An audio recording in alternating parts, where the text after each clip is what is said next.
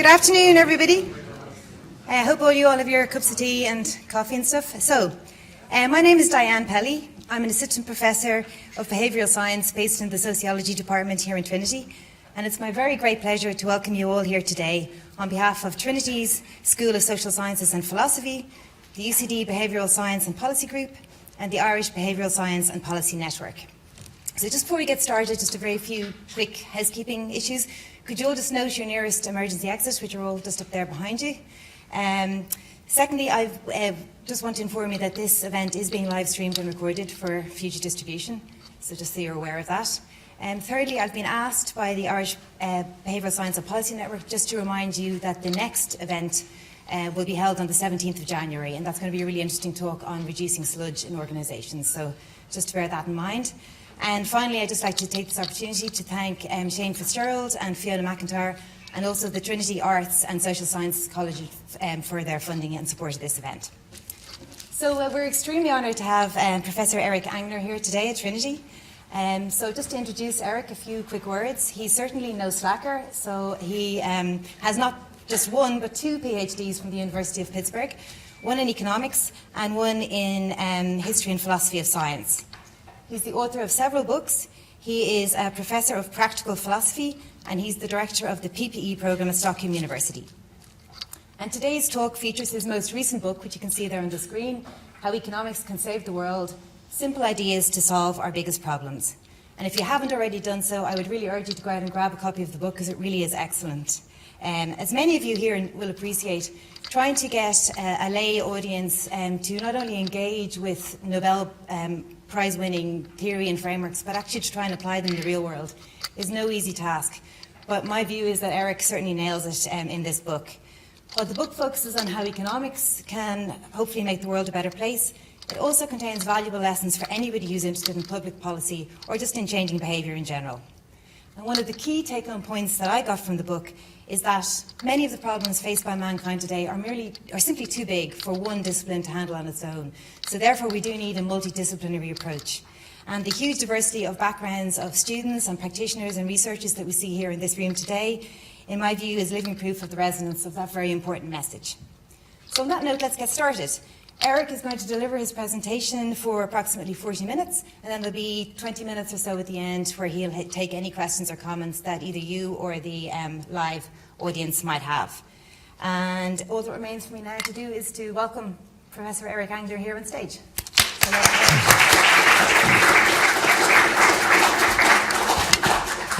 Thank you so much, Diane, for these kind words, and thank you so much to all of you who are here today. It's an honor and a pleasure to be here to talk about this project and to meet you all. I'm particularly flattered to be invited here because you have such a strong community in the behavioural sciences here at Trinity and in Dublin. To those of you who are students, you're really extraordinarily fortunate to be in a place where people do such high-level work that's also policy relevant. So this community here is really a model for all of us, and the fact that you're inviting me is, as far as I'm concerned, wonderful and not at all a given. I want to take as my starting point for the conversation today something that I think of as a sort of old-fashioned orthodox idea, which is the idea that science, when used judiciously, can help us live better lives on an individual level and build a better world collectively. I think this is a relatively common view. There are people who reject it, as everybody knows, but by and large, many people, I think, are committed to this in some way or other. Now, I want to claim that this is true also of economics. And now you might think that anyone who believes one is also going to believe two, right? Maybe because two follows logically from one. But if you aren't up to speed on this, you'd be surprised at the number of people who accept one and reject two, including many people who think of themselves as pro-science and scientifically literate and so forth. Every year around Nobel season, which is this time of the year, The Guardian publishes a piece arguing that economics is not a real science, economists are priests, and the economics prize is not a real Nobel. I guess The Guardian is sort of a center-left kind of publication. You get the same idea in center-right publications. Here's the New Republic from last year saying, may God save us from economists, and it's time for economists to back the hell off. This is filed under prayers, suggesting, I guess, that only God is powerful enough to get the economists to go away. We get the same sentiment not just in newspapers, but also in books. If you search for economics on Amazon, you might get a title like What's Wrong with Economics, Ways Economics Gets It Wrong, the Economics Anti-Textbook, Economics Corrupted Us, The Perils of Leaving Economics to the Experts, Thinking Like an Economist Undermines Community, The Tragic Science, Economists Cause Harm, and my all-time favorite, The Death of Economics, featuring a hangman's noose, hoping for, wishing for, anticipating perhaps the death of economics and the execution of the economists. I think this sort of sentiment makes economics relatively unique. When I taught philosophy of science in the US, sometimes students would get up and walk out of the classroom when I started talking about Darwin. So there's a case to be made that evolutionary science, especially in the US, occupies a similar kind of niche. These days, otherwise, I think maybe gender studies is the discipline that attracts the most hatred. So you know what happened in Hungary, obviously, with the entire university being driven into exile. In Sweden, where I live, there have been bombs and bomb threats directed at departments of gender studies. But with those possible exceptions, I think economics really is unique in the amount of disdain, sometimes even hatred, that we encounter. If you look at this historically, as one should, it turns out there's an uninterrupted tradition of this going back until the very beginning of the discipline in the 1700s. So here's a book by historian of economics William Oliver Coleman titled Economics and Its Enemies, which traces its history back and which argues that there's always been a sort of shadow tradition, which he calls anti-economics, denouncing its practitioners, attacking its assumptions, rejecting its conclusions, and protesting its influence. So there's nothing new about this sentiment, these sentiments about economics. Like, they've been around since the very beginning, which is sort of a fascinating fact. And of course, I want to begin by noting that at some point, at some level, I sort of get it, right? The books that I cited aren't void of reasonable points, right? There are reasonable critiques appearing in this body of work. And if you look at the economists that appear in the popular media and in the press and so on, they don't always cover themselves with glory, right? I think we can all agree that this is true, right? Some of you who go to the movies might know this scene from the film The Inside Job, right? Where if you've seen it, you know what I'm talking about. If you haven't, suffice to say that economists don't exactly come out looking good, right? They're not the heroes of the tale. They end up being implicated in the financial crisis, trying to cover up their tracks and lying about it. It's an awful, awful look. Other people in the movies look good, right? So for comparison, here's Eva Green in the James Bond franchise. She's an accountant, right? This is what accountants look like in the movies. And I think this is sort of fascinating. I've been struggling to think of a single case of an economist in public culture, in popular culture, who looks good, right? John Nash comes close in A Beautiful Mind, but he's presented as a mathematician, right? Crazy Rich Asians is possibly the only exception otherwise, because there's a game theorist. But popular culture does not have economists looking good. So at the minimum, we have a massive PR problem on our hands, right, as a profession. But now here's the thing about this, just sort of describing where I'm coming from. So I used to think of this as sort of innocent fun for the chattering classes. I've indulged myself in anti-economics rhetoric on occasion. There are obviously some people who deserve it. But something shifted in my mind a few years back during the Trump campaign when I lived in the US, the run-up to the Brexit referendum in the UK, and parallel developments elsewhere, including sort of in Hungary, as I mentioned. So now we're living in a world with like widespread fact resistance and science denial. We see it in climate, but we see it elsewhere as well.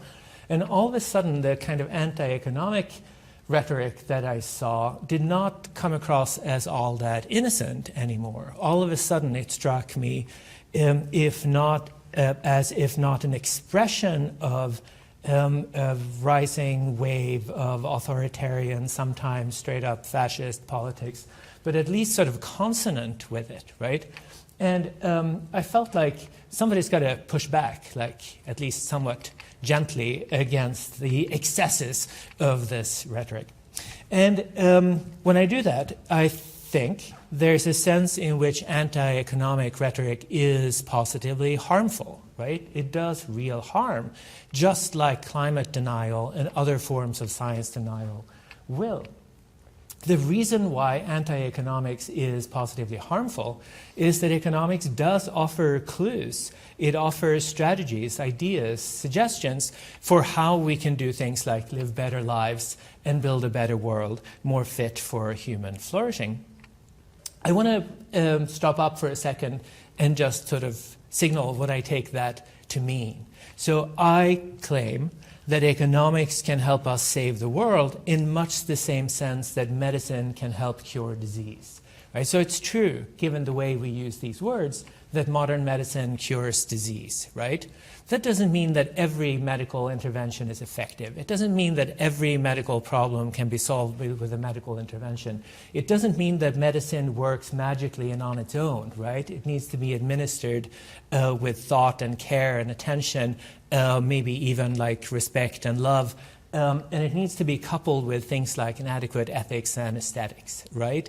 Medicine often won't work on its own. It needs to be combined with things like diet and exercise. But we know all that when we affirm claims like medicine cures disease.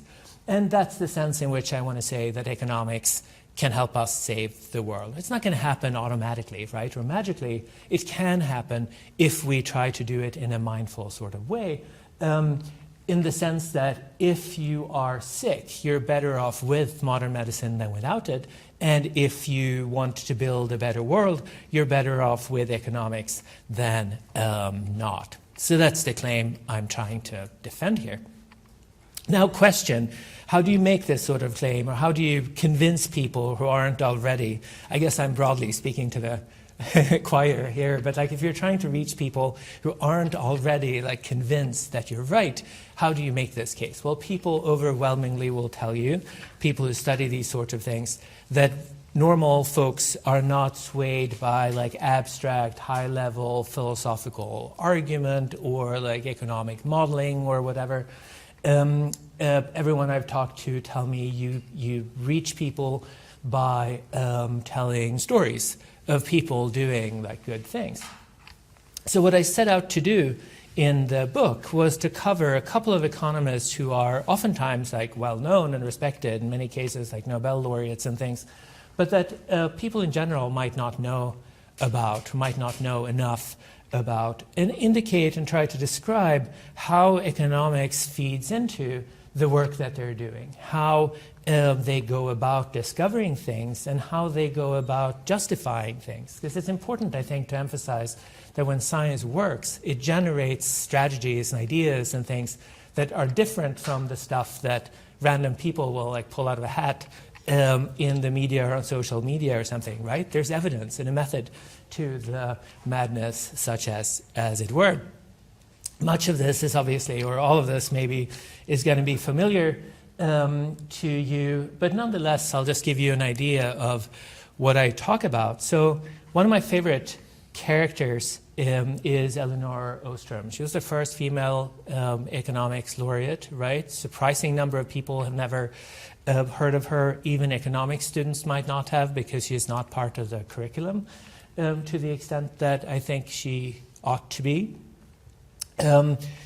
What's interesting about her, or one of many things that's interesting about her, is that she cares about like resource management, and how some communities across the world at different scales succeed in managing joint resources, providing public goods and stuff like that, whereas other communities fail. And she sets out to explain why it is, like what makes the difference between the communities that succeed and the communities that fail. The answer that she develops goes in terms of institutions. She says the things that help communities solve problems of resource management are institutions, where institutions don't need to be imposed from above, as it were, by a benevolent government, but they can often rise spontaneously from the community or in the community itself.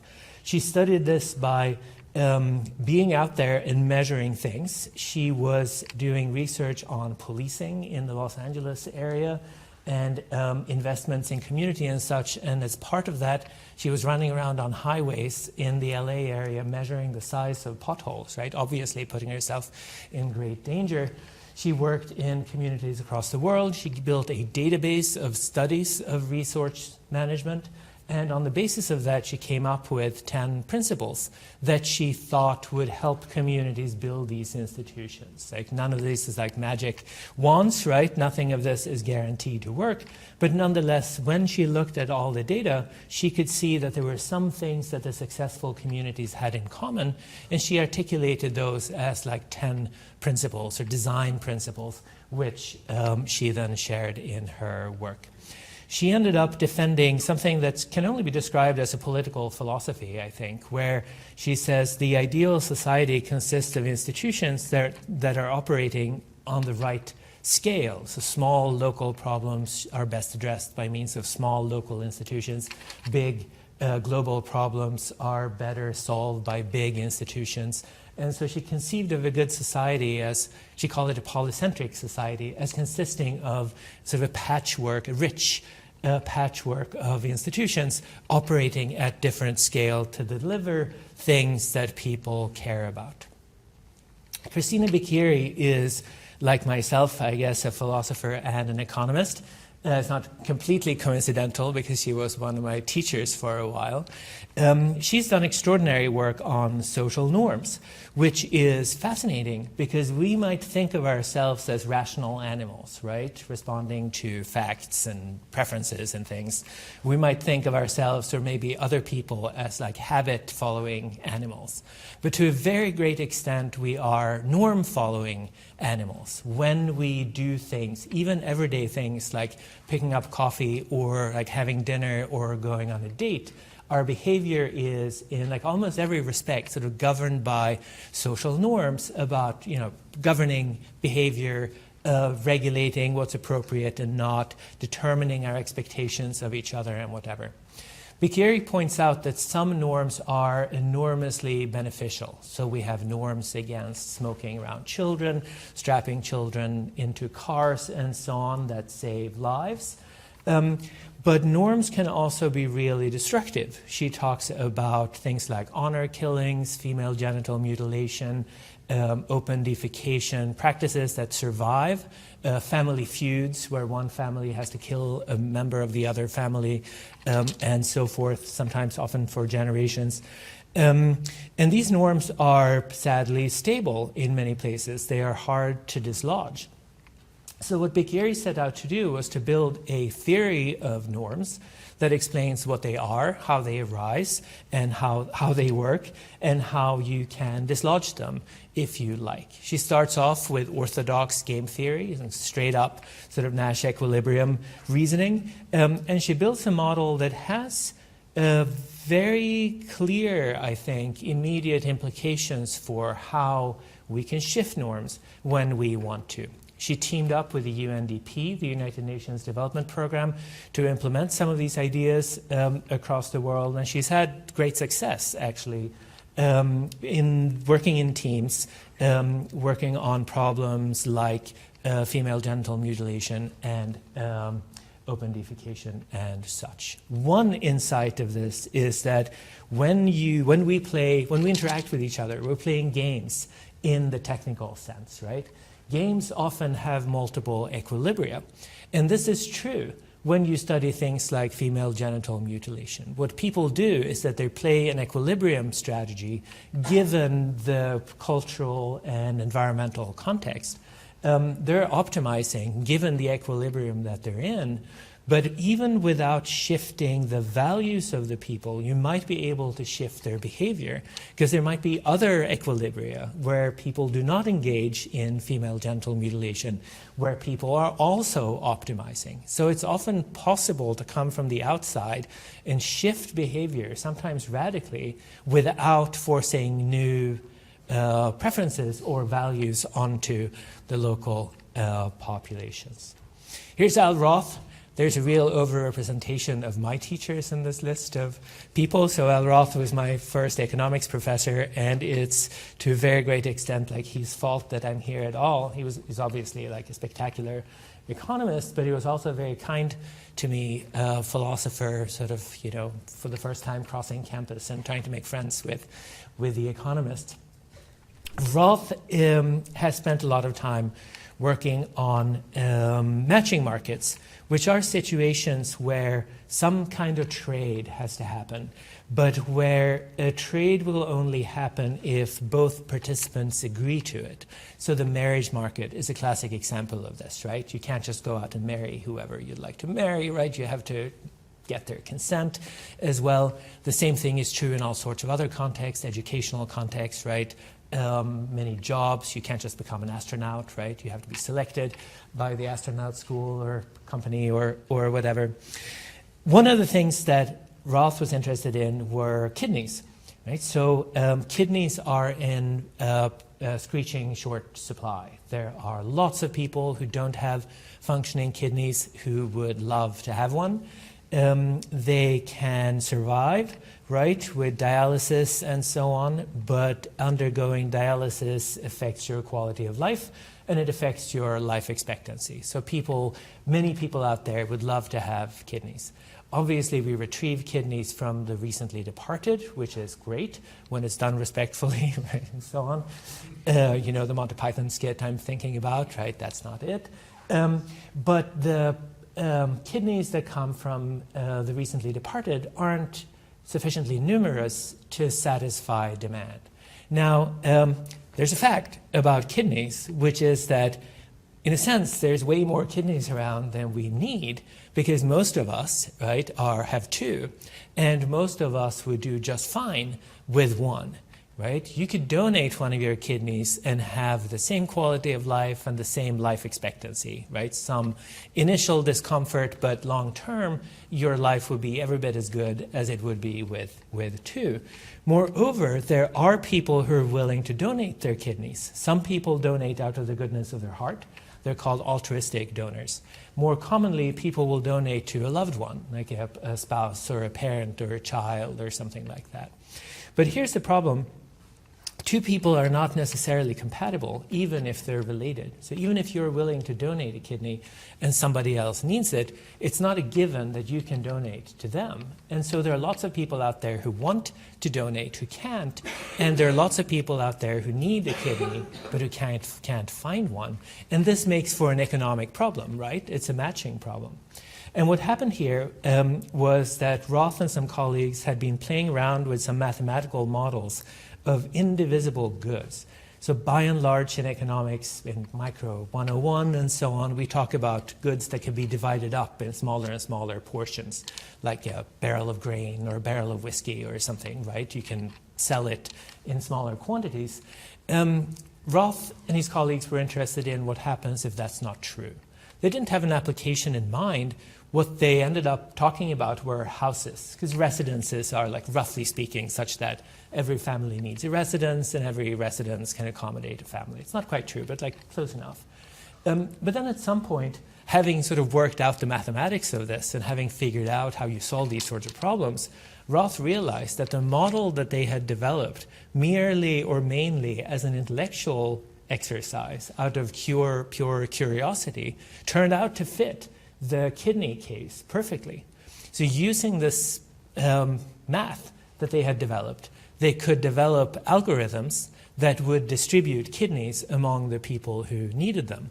So if you have donors and recipients who are not compatible here, and you have donors and recipients who are not compatible here, you might not be able to donate like that, but you might be able to donate like this. And even if you can't do that, you might have 3 pairs, where the one donates to the other donates to the third, and so on. And this can be indefinitely complicated. If you have an altruistic donor, you can set up a chain where the altruistic donor donates to one couple, which will then donate to another, and so on. Which means that if you have one altruistic donor, that can set in motion a chain of events that can lead to like 30 or more donations and lives saved, right? So using this algorithm and working with sort of transplantation centers and so on, Rolf and his colleagues have saved like tens of thousands of lives, right? These models have been used internationally, and they've really worked. They work really well. Anna Maria Lusardi works on a problem that should be getting, I think, a whole lot more attention than it does, which is financial literacy. So she points out that like a generation or two ago maybe, like my parents' generation didn't have to worry that much about things like retirement savings. If you were broadly healthy, you lived in a functioning welfare state, you had a decent job, like some combination of the government and your employer would like sign you up for retirement schemes that would assure you like a decent standard of living in old age. That's just not true anymore. It's not true in like the Scandinavian welfare states, and I doubt that it's true anywhere. Maybe you tell me if it's true in Ireland, but I doubt it, right?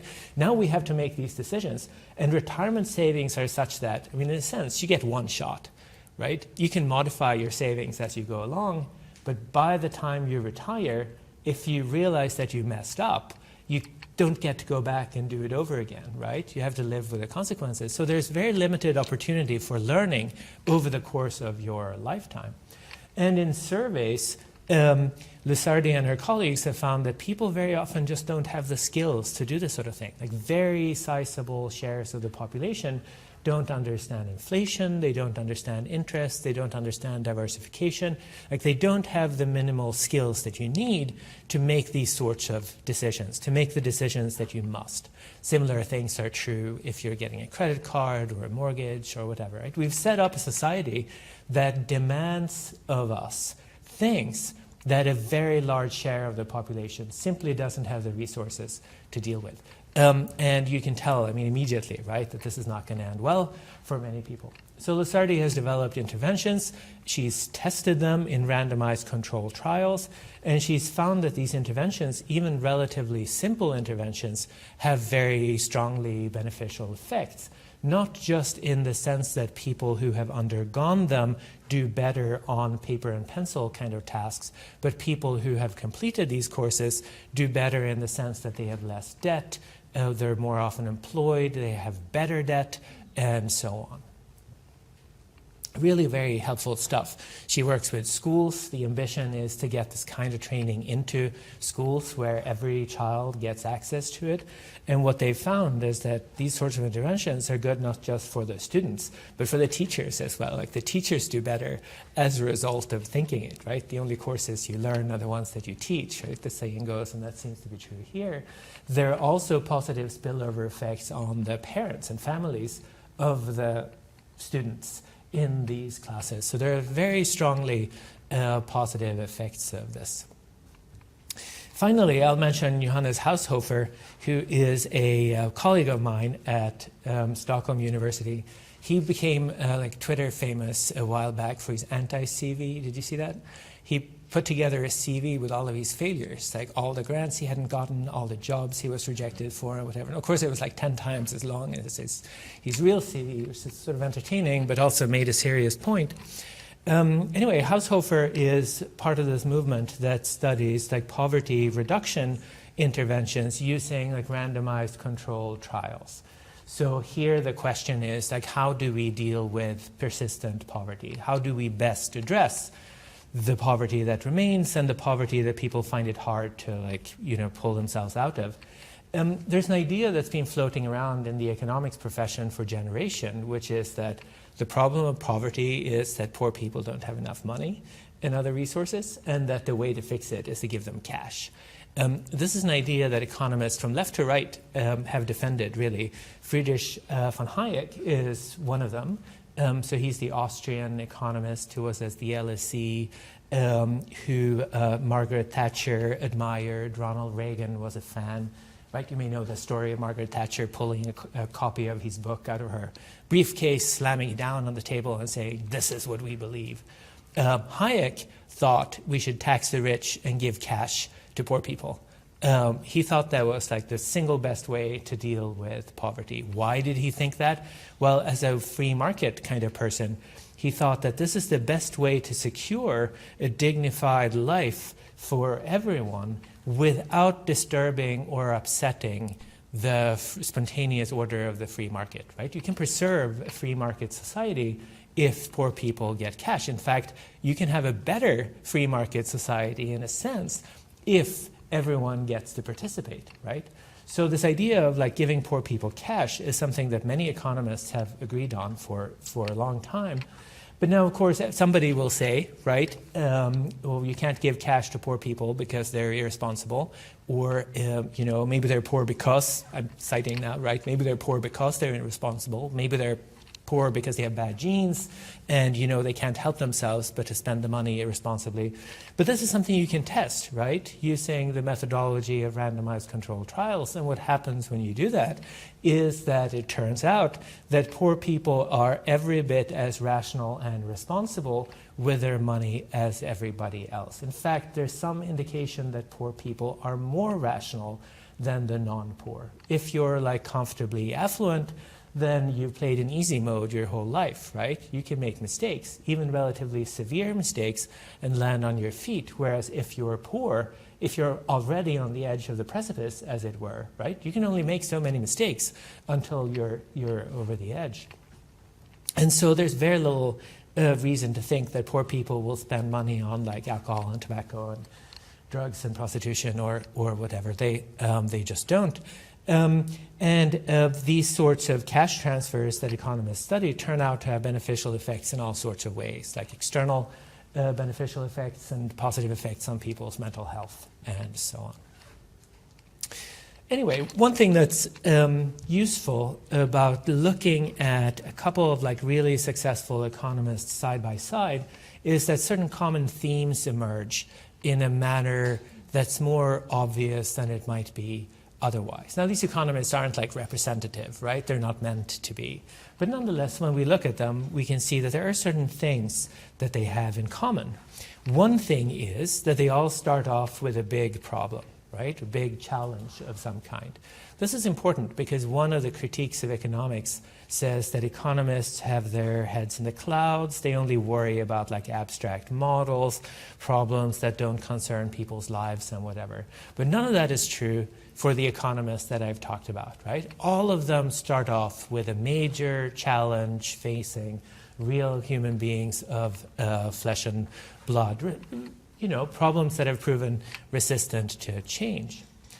All of these economists also start off with a solid theoretical framework. I mention this because economists often get criticized for spending too much time working on abstract models and idealizations and so on. And maybe we spend too much time relative to like some optimum point, I don't know. But there's a good reason why we spend some time on these things. It turns out to be really valuable, as in the case of Al Roth, right?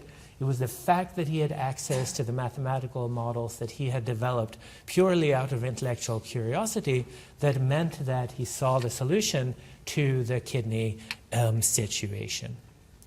Another thing that these people all have in common is data, right? Some people deplore that economists look at empirical data and think that we should revert to a state where economists tell grand stories, like we imagine economists did like some generations ago. But the data is really helpful, right? If you've got to answer questions like, will poor people spend money irresponsibly, you've got to have data. You also have to have the econometrics, the statistics that make the data speak.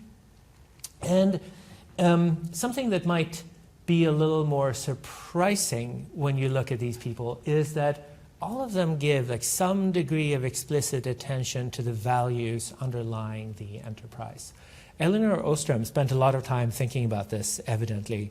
She did not want to be the sort of economist who like helicopters in, tells people how to organize their lives, and then like bugger off again. She wanted to be respectful in the way that she approached people.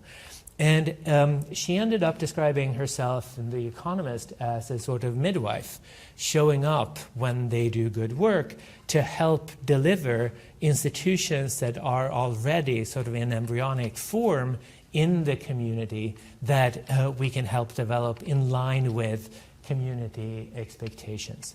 Al Roth was the president of the American Economic Association, and he dedicated his presidential address to the topic of values in economics. He points out that historically, economists had an idea that we should do our science in a value-free way, and to the extent that we don't, our science is thereby deficient.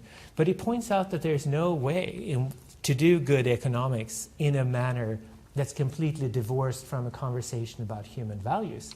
One reason is that when we're looking at solutions to problems, we have to take people's existing moral commitments into account. So when it comes to organs, some economists will say, you guys shouldn't be so queasy about like putting them on the market. Like the way to deal with organs is to allow people to put their kidneys on eBay. You know, we can have a little market, right? Pareto efficiency and so on. But if you're an economist, you can't just come in and tell people they should have values that they don't, right? You have to take the existing values, you have to treat them as constraints on the sort of solutions that people will accept. And then you have to optimize within those constraints. And what this means is that as economists, we have to be intensely alert to the values of the people we're studying, right? We can't do our analyses, we can't come up with our solutions without paying attention to the values. Moreover, if you do mechanism design or market design, which is what Al Roth does, right? The sort of question that you deal with in a way inverts the standard order of economic analyses. Like very often we start off with an economic system and we ask, well, what sort of outcome can we expect if we implement this economic system? Market designers work the other way. They start off with the question, what sort of outcome do we want to see? And then they ask, how do we build institutions that will deliver that outcome when we populate the model with real people with preferences and so on. But obviously, you can't begin to talk about what sort of outcome would be desirable without giving some degree of attention to values, right? You have to presuppose some picture of what a good outcome would look like. There's just no way around it. And finally, I want to sort of make explicit or underscore that the advice that economists come up with working this way is not all like privatization and deregulation. There is a stereotype that economists approach every problem with the intention of like privatizing and deregulating everything, right? And there are economists who do that. There are sort of specific domains where economists, by and large, think that we should like let the free market operate. Migration is one of those areas, obviously. But by and large, it's not true that the solution always takes this form, right? And there's a reason for it, which is that what comes out as the optimal solution in a standard economic decision problem depends on personal preferences and individual constraints, which means that whatever is optimal for you need not be optimal for me, and so on across cultures and nations, whatever. I'll reiterate that obviously like economics doesn't produce like magic wands or silver bullets and stuff. If you're looking for magic wands, I'll direct you to the fiction aisle. Nothing wrong with fiction, right? But that's not what science delivers. Elinor Ostrom has a funny line about this. She says, like, maybe you're the sort of person who will only get into a car if you're 100% certain it'll take you where you need to go. Maybe you'll only use a computer if you're 100% certain that it's not going to crash. If that's you, like, fine, right? All the power to you. It sounds like a very difficult life. Like, most of us learn to tolerate that things aren't perfect like that. And we should have the same attitude, she says, to economics and the design principles in particular that she develops. What science does, though, and this is true for like any science really, including economics, is that it delivers strategies supported by evidence, right? Data and stuff that gives us reason to believe that those strategies will work and reason to try implementing them whenever we can. And that, I think, is very often good enough. Now, I don't want to be here sort of just defending the orthodoxy. I'd be remiss if I didn't mention that there are all sorts of ways in which economics could be better, right? Where I differ from the anti-economists is that I don't want to get rid of the entire enterprise. I take the sort of general drift of the anti-economic writers to be that economics is so fundamentally misconceived or has been so fundamentally corrupted that we're better off getting rid of the entire thing and starting over again. I think that would be throwing out the baby with the bathwater. There's a lot of good insights to be had here, but that doesn't mean that it can't be better, right? It's consistent to say that economics is terrific for all sorts of purposes, but it could be better. And in fact, if you start reflecting on the sort of things we could accomplish, ideally, by means of a systematic empirical approach to human behavior, it becomes sort of painfully obvious how far we are from realizing that potential. So I want to talk about some of the ways in which I think economics does have space for improvement. And there's a lot of it. This list here is not going to be exhaustive.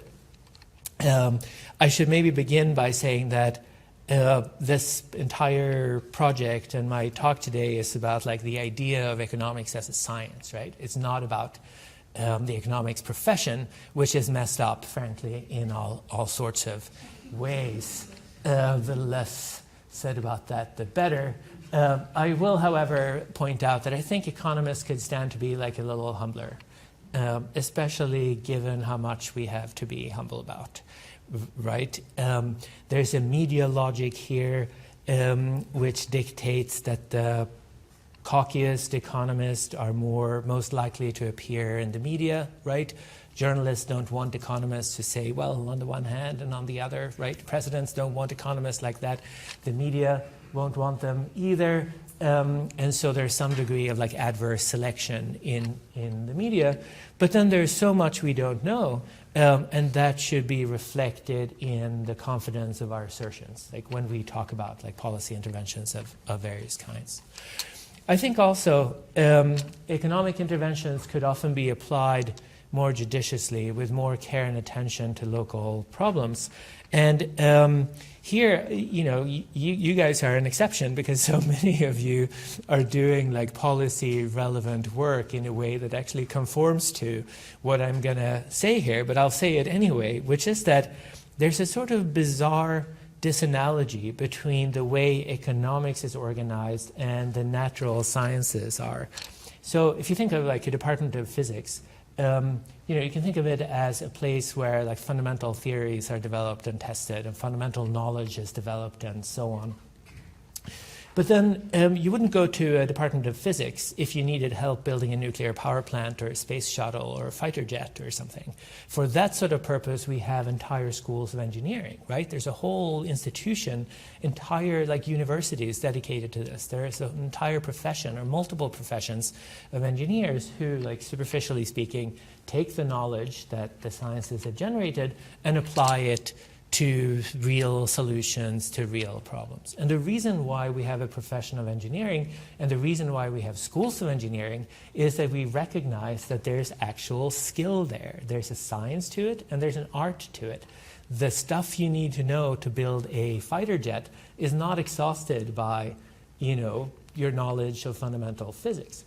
And yet in economics, we don't quite do this. There are exceptions, as I said. Like schools of public policy might be an exception. But I know so many economics PhD students who get a degree working on like some bizarre estimator in econometrics and who then go straight to the World Bank or something where they'll be in charge of a country within a few years, right? Or people go straight from an economics PhD to a central bank where they're involved in like setting interest rates and stuff, where I know, because I was their colleague, that nothing they've learned in school is even remotely relevant to the problem they're asked to solve. This is a lot like taking like somebody who works on quantum mechanics and putting them in charge of building a nuclear power plant, right? It's just not going to work. And so here I think we have like a big challenge building institutions that are sensitive to the specific problems that appear in the application process and that foregrounds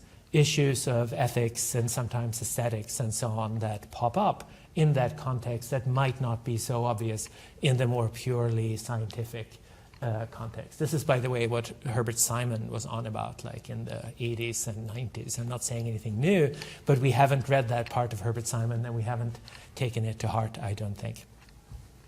Finally, I think economics could be a lot better integrated with its neighboring disciplines, right? So there's bibliometric evidence that suggests that economists, by and large, cite mostly economists.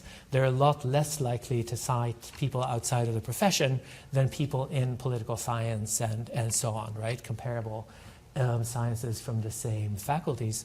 And by neighboring disciplines here, I include philosophy. Like, why is that? Well, here's why. There are a couple of critiques that I think of as I describe them as legit critiques because I think they're really quite sensible. They're good things to think about. I'll just mention them quickly. So, for one thing, it's often argued, and I think reasonably so, that economists don't give enough weight, put enough weight on the future. Right? We put some weight on the future in our like discounting functions and whatever, but we often don't put a whole lot of weight on the future. Sometimes we do like contingent valuation studies where we poll people, like maybe on the, around campus or something. But who do we poll? Well, we poll mature, autonomous adults, right? We don't poll children who will be living with the consequences of our actions for a lot longer than any of us. And we don't poll future generations for the obvious reasons, right? There's just lots of ways in which we don't pay as much attention to the future as we could. And that, I think, is a problem. There's a serious case to be made that we often rely on a parochial concept of efficiency, as in Pareto efficiency. Like economists like Pareto efficiency because it feels uncontroversial, right? Everything it says is that people's preferences should be satisfied. But this is not the value, this is not the concept of efficiency that most like normal people operate with, right? And if our policy work is oriented around a value that people out there don't share, that is potentially a problem. There's a hilarious passage in the work of Anders Åslund, who's a Swedish economist who was involved in the post-Soviet reforms in Russia. He was an advisor to Yeltsin, and he advocated something he called shock therapy, which was very rapid privatization and deregulation in the interest of like quickly transforming Russia into a modern capitalist democracy. We know what happened, right? The shock therapy was part of the problem. It helped generate this oligarch class which props up the current authoritarian government, which is involved in all sorts of crimes against humanity. So this was a very bad policy, right? But he says in his defense that the problem with this is that the Russians didn't think of efficiency the way economists do, right? The problem is that they don't get how good they have it, right? Because they don't have our values, which is not quite right. You could also argue, I think legitimately, that economists still pay too little attention to the distribution of costs and benefits. Like inequality has appeared as a topic of serious inquiry in the last 20 years or something, but nonetheless we could be putting more weight on this, I think. And finally, there's a case to be made that economists ignore that which really matters. So this comes out in conversations about the nature of welfare and well-being, right? When we measure it, we tend to measure it in terms of preference satisfaction, but it's at least arguable that a good life is something other than preference satisfaction. Maybe it's happiness, right? Rather than preference satisfaction. And if so, we're ignoring that which really matters. So these are like serious critiques, I think, things that we should all sort of grapple with as practicing economists. But there's a thing about it. If you look at these sorts of objections or claims, they're not about economics at all, right? This is about values. This is how much value we put on future generations, if we care about them or not, right? It's about the value of efficiency and how you trade off the value of efficiency against other values like equality and dignity and autonomy and so on. The last question is about the nature of well-being, the nature of a good life, which is, you know, the core question of the entire Western philosophical tradition. So economists get a lot of flack for things that aren't, strictly speaking, economic at all, right? They're philosophical assumptions that we feed into the analysis in order to get things like policy prescriptions. We should not be taking flack for that, right? But we should be engaging more with serious, systematic, mindful reflection on these topics, which is the sort of thing that philosophers are up to. It's not like there's a philosophy factory with like philosophy products that we can go to and like pick up whatever values we need, right? But philosophers have thought through the consequences of various decisions. They're pretty good at exploring trade-offs between the various commitments, and that's the sort of thing that economists have every reason to pay attention to. So where does this lead us? Well, I'll just end by sort of reiterating that I really think it's true that economics can help us save the world, like in the sense that medicine can cure disease, provided that we use it carefully and judiciously with proper attention to context, personal preferences, individual constraints, and so on, and with an adequate ethic and aesthetic. Thank you very much.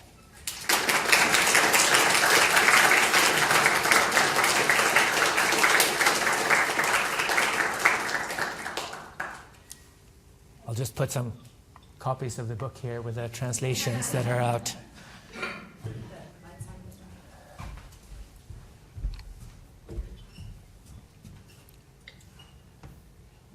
Thanks a lot, Eric. Okay, anybody have any questions or comments? Great. Hi, a two-part, please, if you don't mind.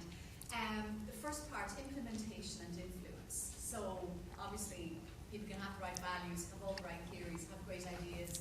How do they influence them? Other than get elected, and I think in the West Wing, is it Jed Bartlett is the benevolent economist, you know, who's in charge of everything, that's all great. Have you any examples of where good ideas were influenced in the right way on the right people, so like it's something that got done? And then the second part is, you know, is economics particularly vulnerable, obviously, to fashions and fads, great ideas, like your example of the shop one, and that's where it differs from, say, immutable laws of science. You know, that there's big fuss over something, maybe we are, whatever, and then it goes out of fashion. It's gone, some new ideas. So. Yeah, these are great questions. So when it comes to fashions and fad, if you look around at an economics conference, you might not think so, but obviously there are fashions and fads. Like sometimes it works for the better, I think. So behavioral economics has been fashionable, right? But that's been a good development. That's been a beneficial thing for us.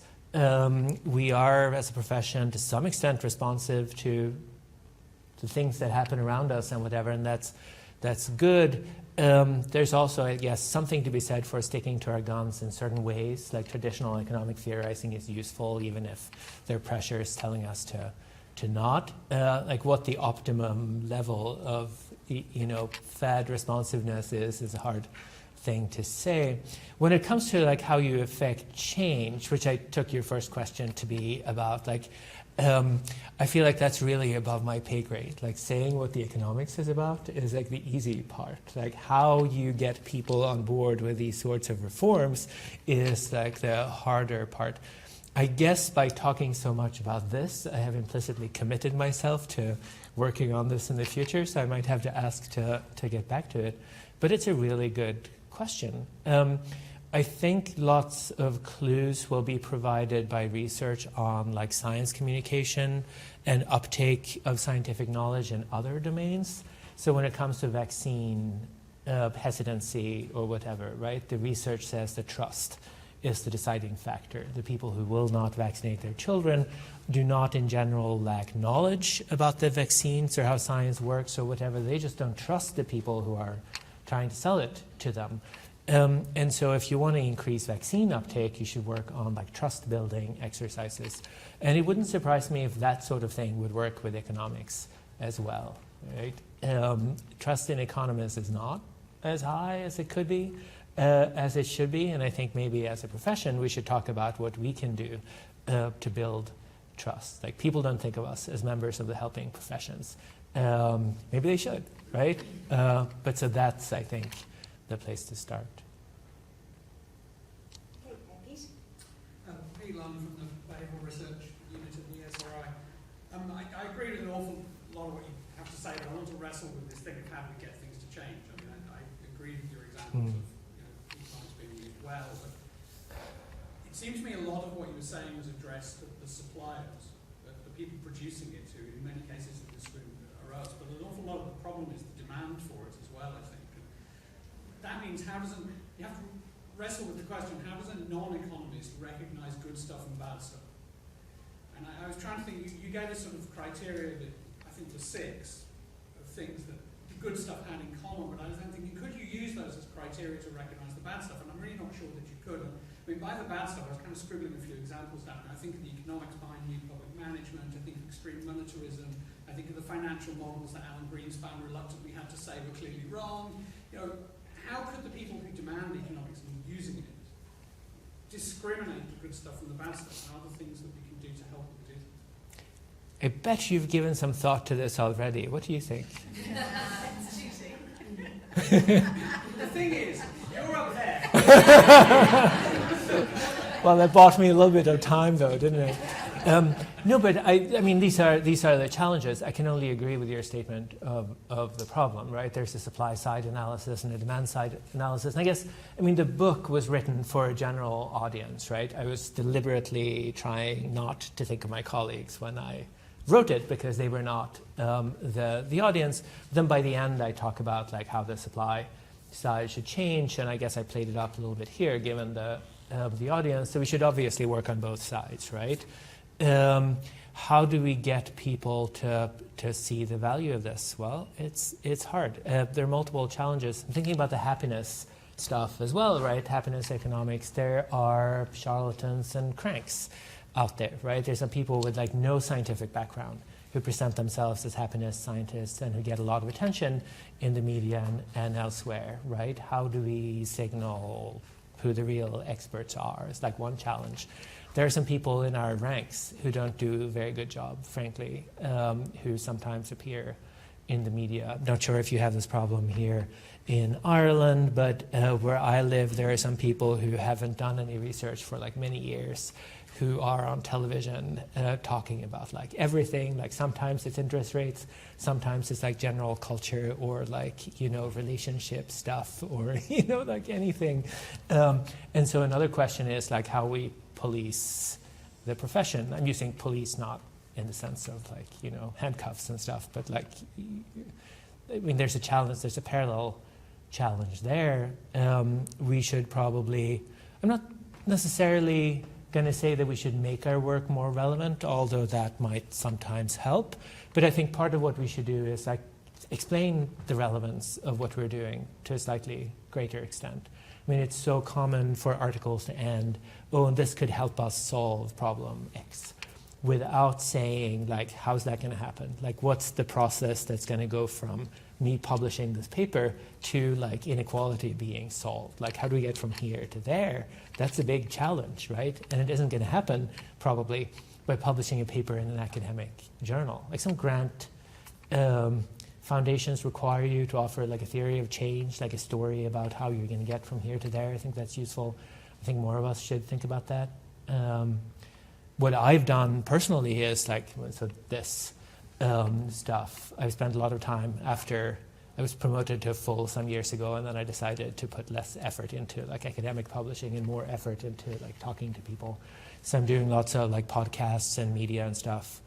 I collaborated with a marketing agency recently on a project of financial literacy I think there are ways to sort of chip away at the problem, but we have to do it consistently and mindfully, and we have to recognize that there's an expertise to this, right? If we're going to communicate science to like regular people, there's a science of that, and we should not be ignoring it, right? We should pay attention to it and probably collaborate more widely with people who know the stuff. But great question, and I'm sorry I don't have a better answer.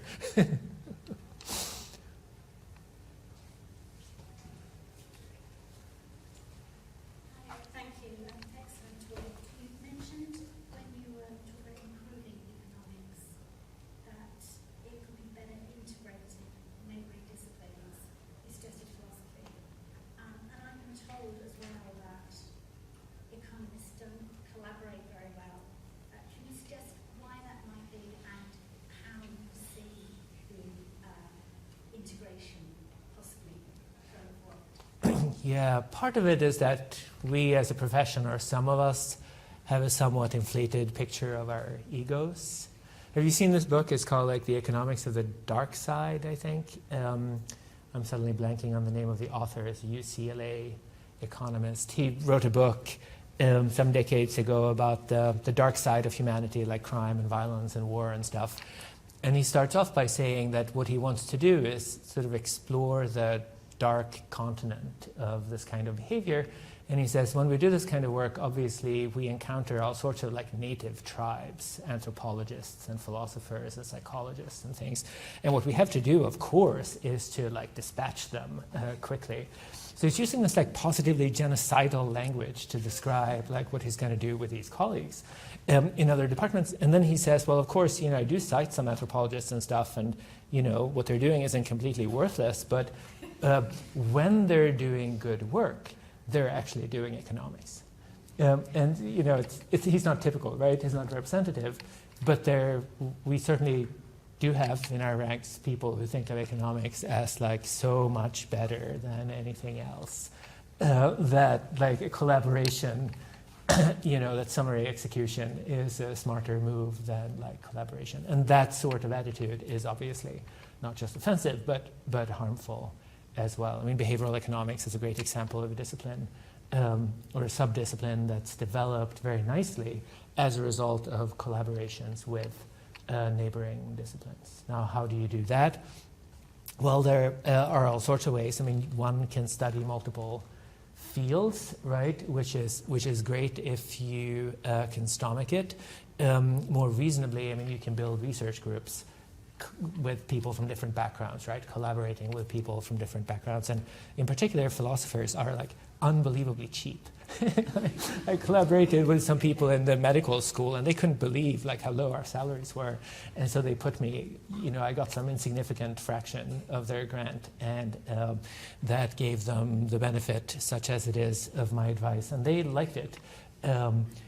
Economists, philosophers are typically happy if somebody cares that they exist, right? So if you're thinking about inequality or whatever, and you're wondering what philosophers have to say about it, asking if somebody will want to do lunch with you and talking about inequality is like they're likely to respond positively. I mean, there are things we can do like in a small scale that are quite doable, I think, and effective. Thanks. I just wondered if you have any thoughts about how economics is taught. So just on my own experience, sample size is only two subjects, but originally I studied engineering, and I was quite struck by your point between physics and engineering. But my sense is that, Ireland, with its very difficult economic history in recent years, there was a real lack of curiosity or a desire to link the theory of what we were studying with actual real problems that everyday people were facing in society. I just wonder whether you have any thoughts on that. Yeah, I have some ideas about how we teach economics. Now, of course, I don't know, exactly how you teach it here, and I understand maybe the Irish context may have some unique features to it. So I'm told many people blame economists for some colonial policies and the potato famine and stuff, which, to the extent that, sentiments linger, will not help, right? But beyond that, I mean, there are certain ways in which we could teach economics that makes it more relevant. So taught behavioral economics for many years. And one thing that I liked about that is that you can start with real problems, right? You can start with behaviors that people exhibit or recognize, and then like work your way up from the thing that students care about to sort of abstract economic models and things. I thought that's helpful. I know many people are trying to teach sort of regular economics in those ways as well. I think that Betsy Stevenson and Justin Wolfer's textbook is a good effort in that general direction, sort of integrating behavioral ideas and trying to build the material around problems.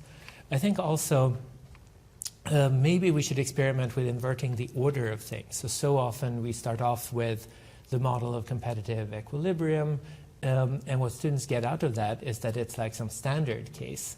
And then maybe like several years later, we get asymmetric information and stuff. And then what people get out of that is that there are bizarre like fringe cases. But in so many cases, if you think about insurance markets and health insurance, right, and car insurance and well, what have you, asymmetric information is really sort of a core part of the story. And maybe we should invert the order and start talking about sort of the real cases first, and then teach competitive markets as a special case. That might make it more relevant, and we might get away maybe a little bit from this association in people's minds of like economics and sort of free market ideology, right, in the Milton Friedman kind of way. This is extremely hand-wavy, but it's a useful conversation to have, I think.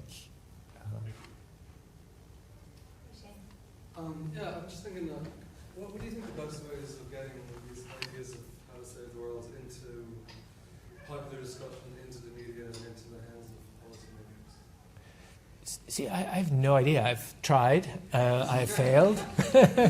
I will try again. I'll fail again.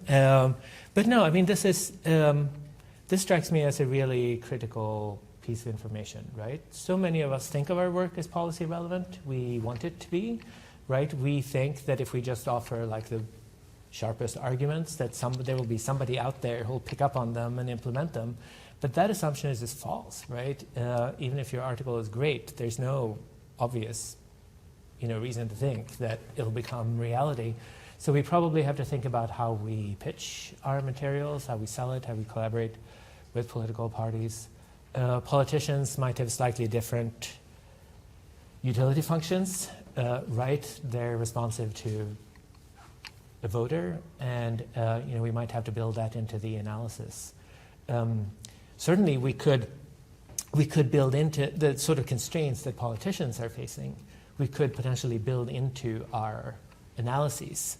So just take one example, like if suppose that a carbon tax is the best solution to climate change, but people won't accept a tax on carbon. Well, then maybe you have to treat that as constraint and think of other sort of second best solutions and pitch those to politicians.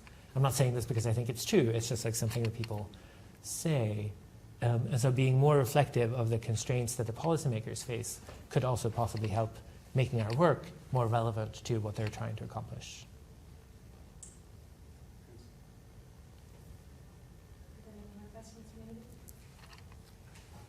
I was going to ask you, in terms of how people received the book, did you get any criticism from people about?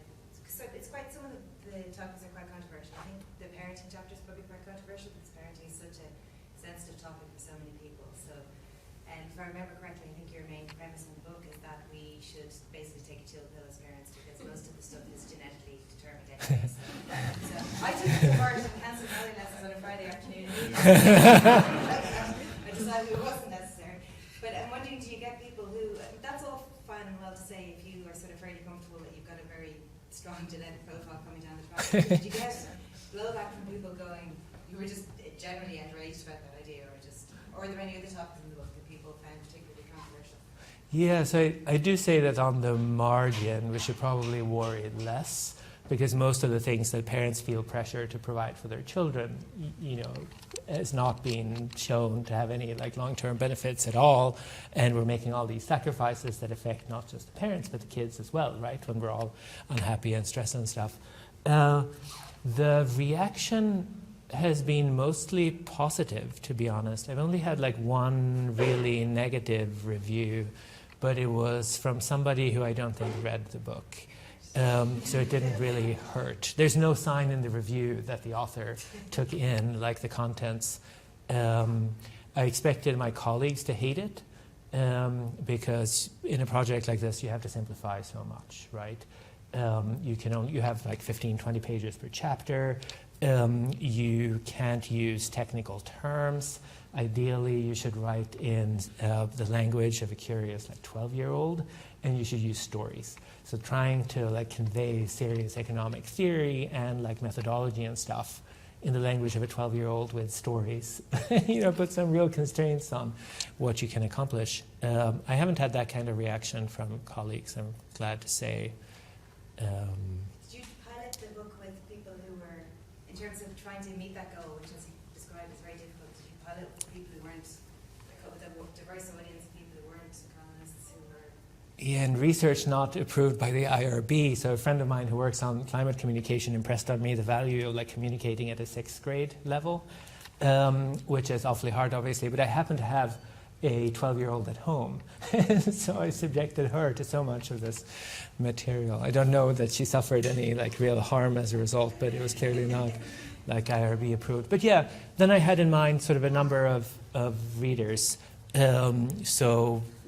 Older academics, like younger students, working class folks, and I approached like people I know who belong to these different categories, and I gave them the text or pieces of it and asked them to give me feedback on it, and that was really helpful to get a better sense for like how to convey it. And then I worked with like multiple editors at Penguin, an agent, and a writing coach. So it's really like to the extent that the writing works, it was a genuine like team effort. Sorry, one more if you don't mind. In Vicari's work that you referenced about social norms, and she suggested that there are ways to dislodge it. Yeah. Have you any examples to hand of how she did that? Yeah, absolutely. So in some cases of like social norms, everything you have to do is to provide information. So the standard example here is like college-age drinking in the US. There was a period or a place where people were concerned about binge drinking, like the quantity that young people drank. And somebody looked into it and started asking questions and stuff, and it turned out that people were systematically misinformed about how much other people drank, wanted to drink, and expected them to drink. So people thought that everybody else drinks like 6 to 8 beers in an evening, and they expect me to, and then I'm there like forcing myself to drink.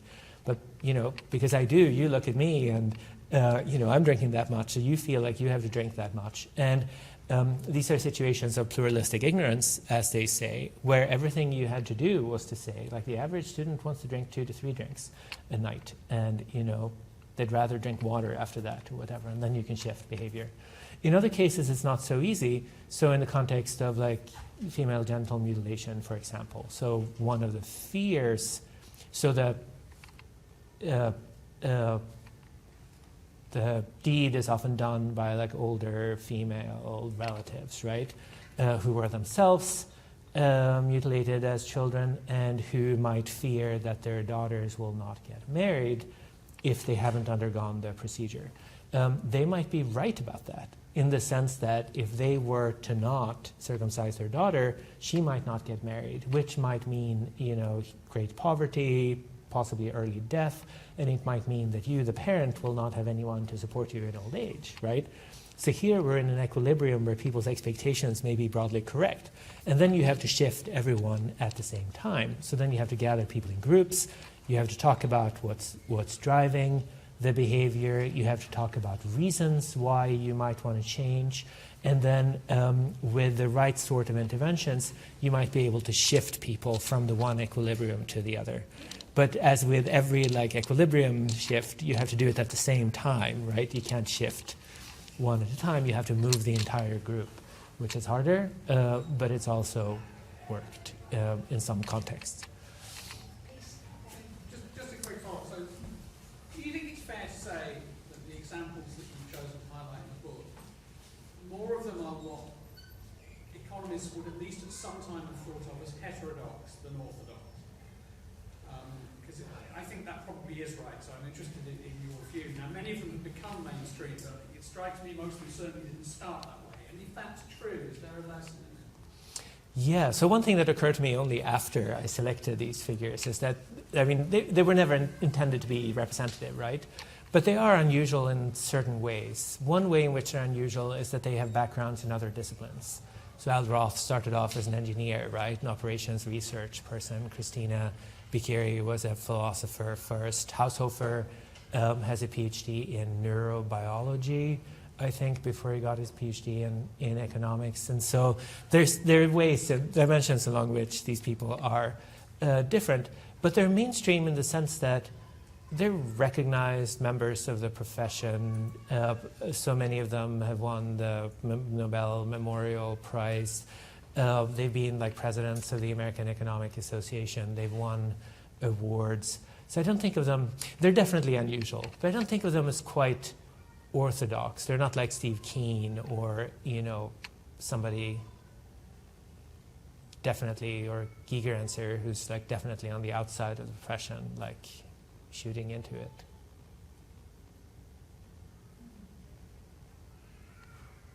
So I suppose a related question, did you ever think about naming the book differently? Because I suppose you named it How Economics Can Save the World, and it's very flattering to many of us. As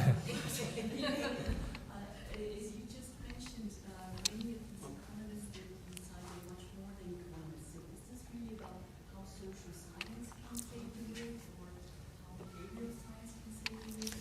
I was just wondering if you chose this title on purpose, or if the reputation of the economics profession, or if there's anything else. So I don't tell everyone this, but since we're among friends here, right? I didn't choose the title.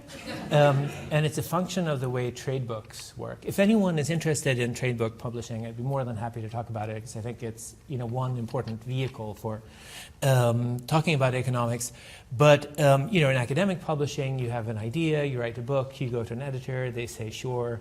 And then they send it off to like copy editing and to the marketing departments, and it appears in like libraries and stuff. But with trade book publishing, it's like all commercial all the time, right? The decisions are made by a board. Like you work with an editor, but the decisions are all made by a board where everyone's represented on the board, like including the marketing department. And in my case, I had a title and a pitch and a description and a synopsis and whatever. And the marketing department said, no, we can't sell that. And if the market, it sounds like the cart before the horse, right? But the marketing department is there every step along the way, and if they don't like what you're doing, you're out. And they can afford to walk away, right? Because they have hundreds of other authors who are willing to do that. So I gave them my proposal with my title and whatever, which was Economics for Unbelievers. And they said, we love it, it's great. But you can't use the title, you can't use the structure, you can't use the pitch.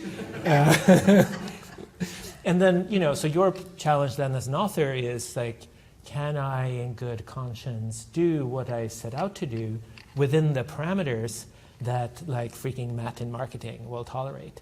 Like Matt in marketing might not read, his name was literally Matt in marketing. He might not read the final document, right? So you can smuggle in anything you want, like, some ways in, as long as Matt in marketing can sell it, he's satisfied. So you just need to like ask yourself, can you in good conscience like deliver?